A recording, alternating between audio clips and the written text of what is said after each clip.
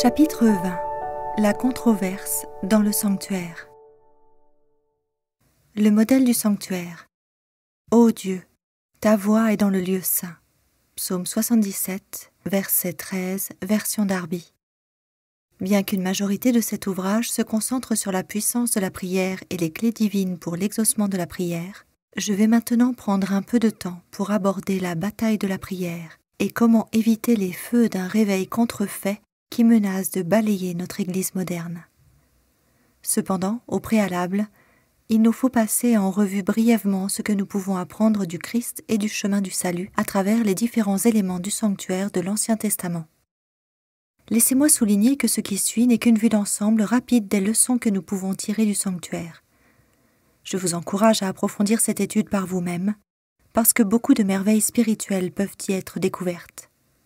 De plus, comprendre ces vérités nous aidera à affronter nombre de séductions subtiles auxquelles il est certain que nous serons confrontés tandis que la seconde venue du Christ se rapproche. Commençons. Dieu dit « Ils me feront un sanctuaire et je demeurerai au milieu d'eux » Exode 25, verset 8. Non seulement Dieu voulait que les enfants d'Israël disposent d'un symbole de sa présence bien réelle à leur côté dans leur marche vers la terre promise, mais il voulait également qu'ils comprennent le chemin qui, au final, les amènerait à se réconcilier avec lui, un chemin qui leur rappellerait la gravité du péché tout en leur donnant l'espoir d'un Messie à venir qui ôterait tous leurs péchés. L'autel des holocaustes, la confession et la justification par la foi. À la porte du parvis se trouvait l'autel des holocaustes où le pécheur amenait un agneau sans tache, symbolisant le Christ, sur la tête duquel il confessait ses péchés avant de le tuer de ses propres mains. C'est là que nous apprenons la signification de ce que nos péchés ont coûté au Christ sur la croix. C'est là que nous sommes justifiés. Voir Hébreux 9, verset 22, Lévitique 4, verset 22 à 26, Romains 10, verset 9 à 13, 1 Corinthiens 15, verset 22. De la même manière que nous demandons à Dieu de nous pardonner, nous avons également besoin de pardonner à autrui si nous espérons être pardonnés par Dieu. Matthieu 6, versets 14 et 15. Ellen G. White a écrit « Si nous nous attendons à ce que nos propres prières soient entendues, nous devons pardonner à autrui de la même manière et pareillement espérer être pardonnés. » La cuve, le baptême et la sanctification. Le deuxième élément dans le parvis du sanctuaire est la cuve. C'est un bassin en bronze rempli d'eau que les prêtres utilisaient pour se laver avant d'entrer dans le tabernacle. S'ils ne le faisaient que partiellement, ils mourraient en entrant dans le lieu saint, car l'impureté n'était pas permise en présence de Dieu. Exode 30, versets 17 à 21. Nous voyons ici un beau symbole du Christ, l'eau vivante qui nous lave, nous baptise de tout péché, et qui également nous sanctifie jour après jour, afin de nous préparer pour le ciel. Voir 1 Jean 1, verset 9, Éphésiens 5, verset 26, Jean 1, verset 12. La table des pains de proposition, la vivante parole de vie. En entrant dans le lieu saint du tabernacle, on trouve 3 éléments. Dans le premier est la table des pains de proposition, qui représente le Christ en tant que parole vivante.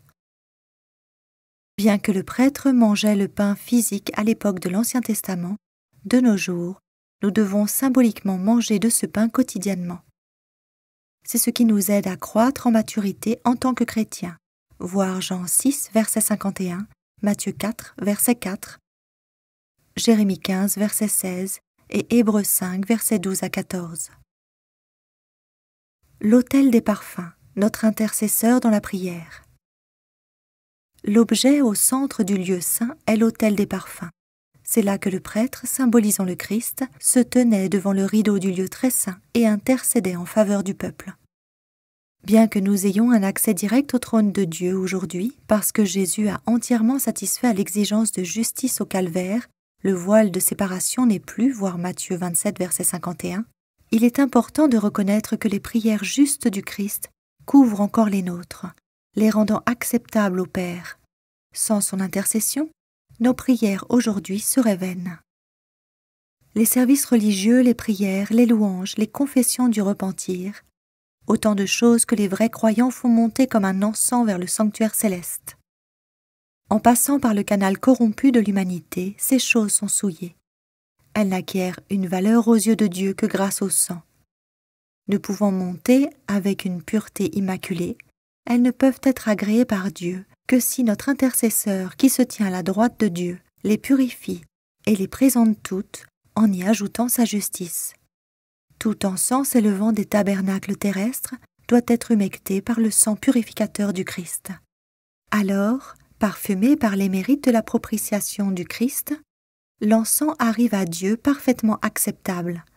En retour, de précieuses grâces sont accordées. La Bible nous dit que le Christ est toujours vivant pour intercéder en leur faveur. Hébreux 7, verset 15, voire également Hébreux 4, versets 14 à 16. Louons Dieu pour notre intercesseur céleste. Le chandelier d'or, une vie et un témoignage remplis de l'Esprit Saint.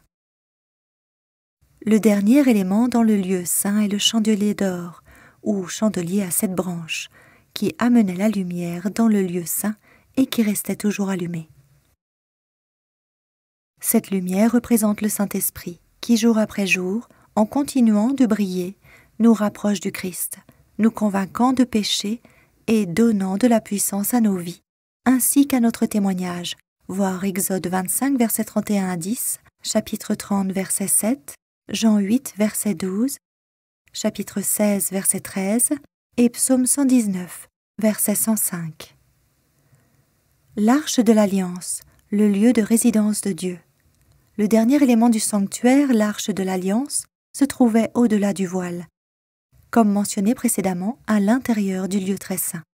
Par-dessus l'arche se trouvait le propitiatoire, une sorte de trône gardé par 2 chérubins en or, où Dieu lui-même vint afin de résider avec Israël. Exode 25, verset 22. Seul le grand prêtre était autorisé à entrer dans le lieu très saint, une fois par an, le jour de l'expiation. Il est remarquable de constater que l'Arche de l'Alliance contient 3 objets. Une urne remplie de manne, symbolisant l'importance de se nourrir au quotidien, voir Exode 16, le bâton d'Aaron, qui avait fleuri et produit des amandes, symbolisant l'importance de la direction désignée par Dieu, voir Exode 16, et les 10 commandements, écrits sur des tables de pierre par la main même de Dieu, symbolisant l'importance de la loi immuable de Dieu, voir Exode 20, 31, verset 18, Malachie 3, verset 6. La controverse dans le sanctuaire. Satan a réussi à séparer l'humanité de Dieu lorsqu'il a amené Adam et Ève à pécher dans le jardin d'Éden. Ensuite, il tenta d'empêcher le Christ venu sur terre de mourir pour les péchés de l'humanité déchue et d'obtenir la victoire. Heureusement, il échoua lamentablement et le chemin à travers le Christ nous fut donné pour notre retour. Aujourd'hui, le but principal de Satan consiste à nous empêcher de suivre ce chemin qui nous ramène à la maison. L'inspiration nous dit « L'adversaire sait bien que par des prières ardentes faites avec foi, nous obtiendrons la force de résister à ces tentations. Aussi cherche-t-il sans cesse à obstruer devant nous le sentier du trône de la grâce. » Satan sait ce qui se passera si nous nous emparons réellement des vérités bibliques trouvées dans le sanctuaire. Il sait ce qui se passera si nous retrouvons notre chemin vers le propitiatoire dans le lieu très saint. C'est pour cela qu'il fait des heures supplémentaires depuis des siècles, non seulement pour anéantir ces belles vérités, mais aussi pour les remplacer par des contrefaçons spirituelles efficaces. Malheureusement, il a bien réussi. Le résumé qui suit, compilé par mon ami le pasteur Ivor Myers dans son livre Opération Blueprint, Earth Final Movie, montre comment Satan cherche à détruire les vérités symbolisées dans le sanctuaire. En passant en revue la manière dont le sens de l'architecture du sanctuaire a été altéré, réévaluons notre situation spirituelle et étudie-toi à te présenter approuvé, non aux hommes, mais à Dieu. 2 Timothée 2, verset 15, version Darby. L'accès au sanctuaire. Dans Jean 14, verset 6, le Christ nous dit « Moi je suis le chemin, la vérité et la vie. Nul ne vient au Père que par moi. » Cependant, depuis presque 6000 ans, Satan tente d'aveugler les yeux des hommes, essayant de les convaincre qu'il existe d'autres moyens de venir à Dieu sans passer par son Fils. Nous pouvons constater à quel point Satan est efficace quand on lit ce qui suit. L'autel des holocaustes. Les rites de sacrifice pratiqués par les dirigeants juifs avant la venue du Christ devinrent un simple formalisme. Après la venue du Christ, en raison des influences séculaires de la Rome païenne sur l'Église au 1er siècle vivant, le pardon des péchés par la foi seule dans le sang du Christ a été remplacé par des traditions et des contrefaçons artificielles, que ce soit par la pratique de la pénitence ou des indulgences, ou par le mérite des bonnes actions, l'observation de rites stricts. On a enseigné que le salut s'obtenait par des efforts et des œuvres de l'homme. Bien que les formes aient changé au cours des années, cette doctrine erronée des propres œuvres est encore adoptée par de nombreuses personnes se professant chrétiennes. Or, ceci est en opposition directe à la vérité biblique du salut par la foi seule, voir Éphésiens 2, versets 8 et 9, Tite 3, versets 5 et 6. La cuve. Le baptême par choix et par immersion a été remplacé par le baptême d'enfant et d'aspersion. Les chrétiens n'ont plus désormais à faire un choix personnel pour être sauvés.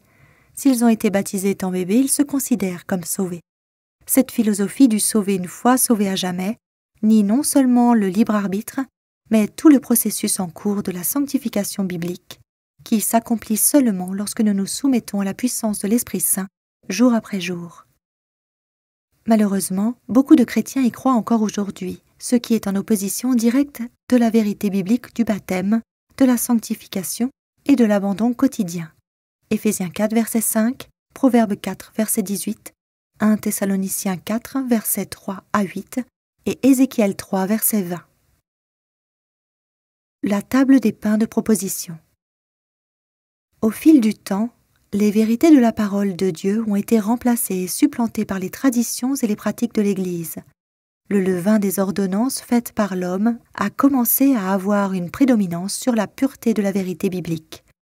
En fait, pendant de nombreux siècles, il était interdit aux hommes ordinaires de lire et d'interpréter la Bible par eux-mêmes, ce qui n'était autorisé qu'au clergé.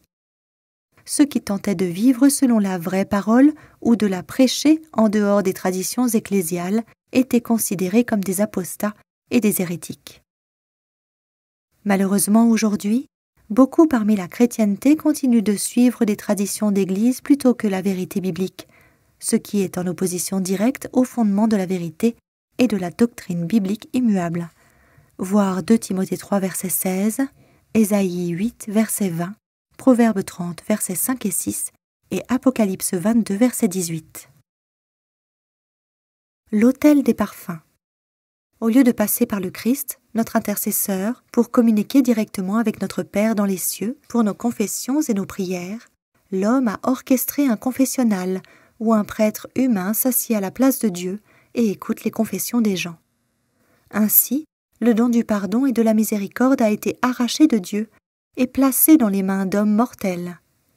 Beaucoup de chrétiens suivent encore cette pratique de nos jours. Comme nous le voyons, la suppression de la doctrine du sanctuaire de Christ comme notre seul intercesseur est en opposition directe à la vérité biblique. Voir 1 Timothée 2, verset 5 et Hébreux 10, verset 19. Le chandelier d'or. Malheureusement, dans les années qui ont suivi l'effusion de la Pentecôte, après l'ascension du Christ, des entités séculaires ont commencé à s'infiltrer de plus en plus dans l'Église, amenant le compromis et la mondanité. Le véritable Saint-Esprit a par conséquent été remplacé par une forme de prétexte spirituel par de nombreux dirigeants d'Église.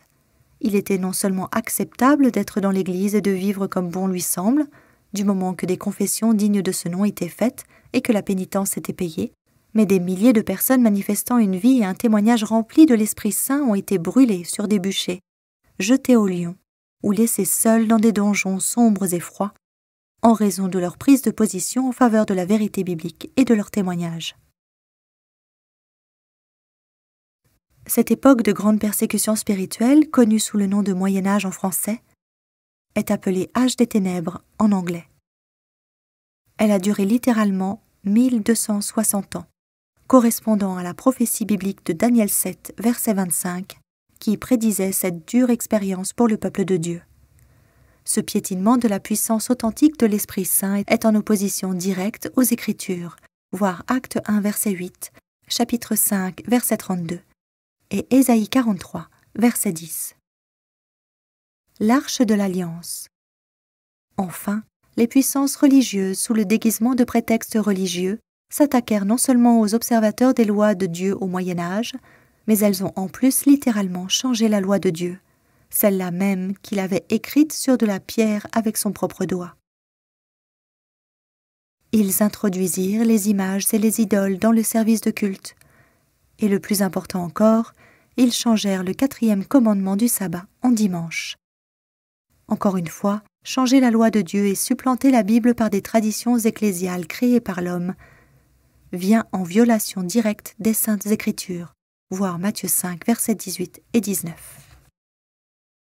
Ellen G. White nous a mis en garde. Satan s'efforce d'attirer constamment nos regards vers l'homme. Il amène les gens à prendre pour guide des évêques, des pasteurs, des professeurs de théologie, au lieu de sonder les Écritures pour apprendre leurs devoirs par eux-mêmes. Puis, en dominant l'esprit de ces chefs religieux, il peut manipuler les foules à sa guise. Beaucoup de dirigeants religieux font pression pour rassembler toutes les entités et dénominations religieuses dans l'unité. Ils citent la prière de Jésus. « Afin que tous soient un, comme toi, Père, tu es en moi et moi en toi. » Jean 17, verset 21. Il est vrai qu'en tant que croyants en Christ, nous devons être un. Cependant, trop de chrétiens négligent de lire Jean 17, verset 19, où Jésus exprime son désir qu'eux aussi soient sanctifiés dans la vérité. La Bible ne nous dit pas que nous sommes sanctifiés par l'unité ou en étant unis avec d'autres entités religieuses. Elle dit que nous sommes sanctifiés et que nous soyons un dans la vérité, celle qui se trouve dans la parole de Dieu, Jean 17, verset 17.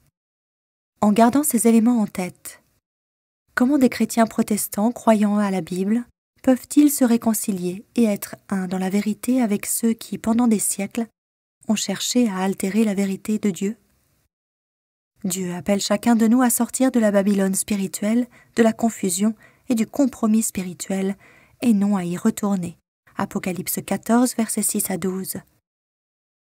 Il est clair que la prophétie d'Apocalypse 13, verset 3, est en train de s'accomplir devant nos yeux aujourd'hui. Ne dormons pas comme le font les autres, soyons éveillés et sobres, prions. Il est évident, par ce qui se passe dans le monde autour de nous, que nous vivons à une époque importante. Cependant, bien que certaines choses semblent déroutantes, que divers vents de doctrine soufflent puis se calment, 2 Timothée 4, verset 3, gardons les yeux fixés sur le Christ, car avec sa parole avec nous, nous n'avons aucune raison d'être emportés. Éphésiens 4, verset 14, 2 Timothée 3, verset 16.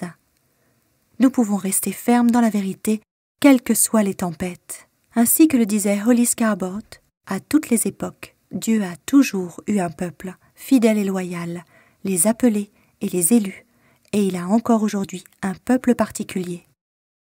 La question qui se pose, c'est: ferons-nous partie de ce peuple? Ferons-nous partie du reste final tel que décrit dans Apocalypse 12, verset 17?